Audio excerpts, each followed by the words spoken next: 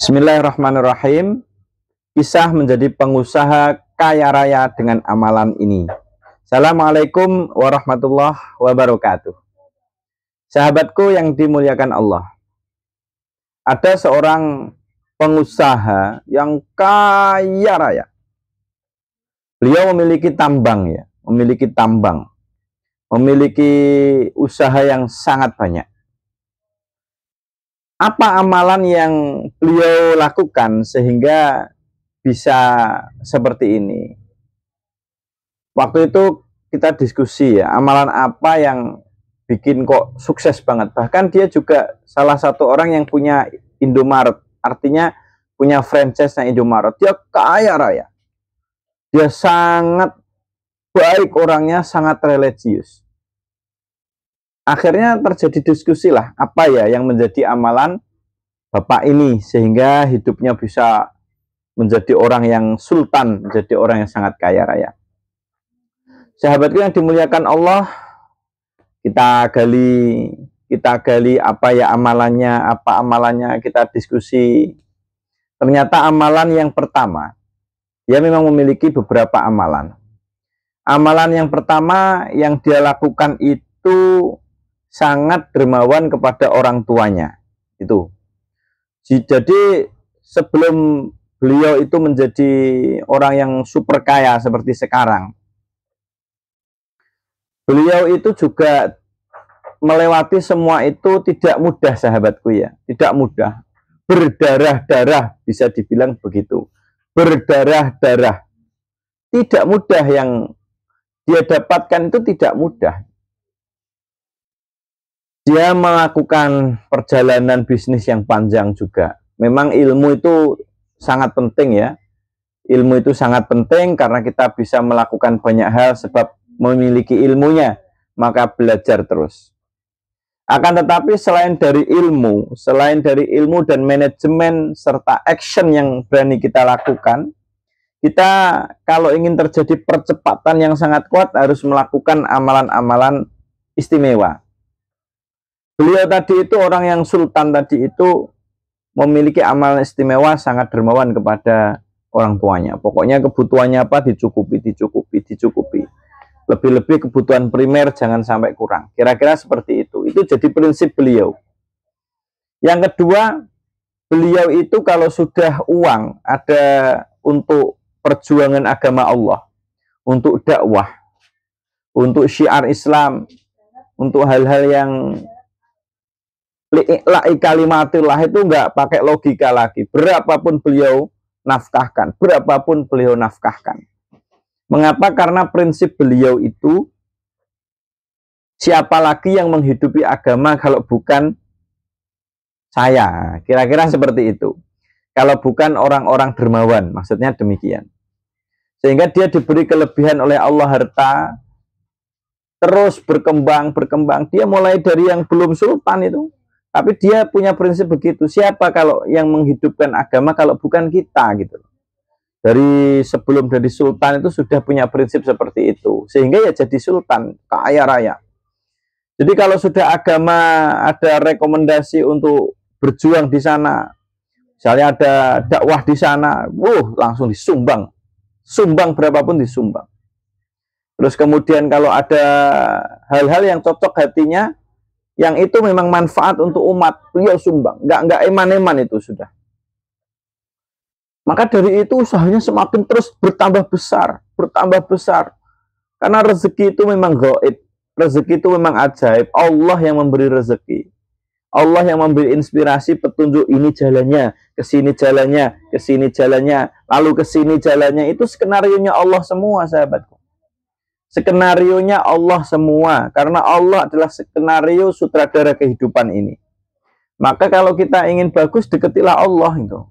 Deketilah Allah dengan ketakwaan, keimanan, dengan kedermawanan juga. Beliau kalau sudah untuk agama itu nggak main-main sudah. Tapi tidak cukup sampai di situ. Yang ini yang poin yang garis bawahi. Beliau sangat dekat dengan para kiai, juga para fuqara dan masakin. Beliau selalu mendapatkan doa dari mereka, sering sowan kepada orang-orang saleh, meminta doanya gitu. Kalau kepada orang soleh dia meminta doanya, meminta doa dengan memberi pondoknya, memberi istilahnya sebagian hartanya juga untuk kiai tersebut, karena beliau sadar bahwa kiai-kiai itu ya untuk apa uang saya kalau bukan untuk mereka para ulama yang ikhlas dalam mendakwahkan Islam, yang ikhlas dalam perjuangan agama. Bahkan dia itu merasa kalau harta yang dimiliki bukan milik dia, semuanya milik Allah. Saya hanya dititipi oleh Allah. Dia nggak merasa sama sekali. Jadi keterikatan hati dengan kepemilikan duniawi itu seringkali menjerat manusia. Kalau seorang manusia sadar semua yang dia miliki itu ada nisbatnya saja milik kamu, tapi hakikinya itu bukan milik kamu, tapi miliknya Allah. Itu yang menjadi keyakinan dia, sehingga luar biasa. Beliau dianugerahi rezeki terus untuk kiai, untuk ulama, untuk fuqara masakin. Beliau sering dekat dengan fuqara masakin, sering mendapatkan doa walaupun tidak meminta doa. Mendapatkan doa, ya terima kasih Bapak, semoga sukses. Itu yang menggetarkan langit, sahabatku ya. Itu yang menggetarkan kerajaan langit untuk ingin terus memberi kepada orang tersebut. Kalau sudah doa-doa fuqara masakin, terungkap rasa terima kasih yang mendalam dengan tulus. Anak-anak yatim mendapatkan sesuatu darinya dengan ungkapan terima kasih dan tulus mendoakan beliau. Itu yang menggetarkan jagat raya ini, sehingga semua makhluk ini itu ingin memberi uang kepadanya, gitu. Kasarnya seperti itu.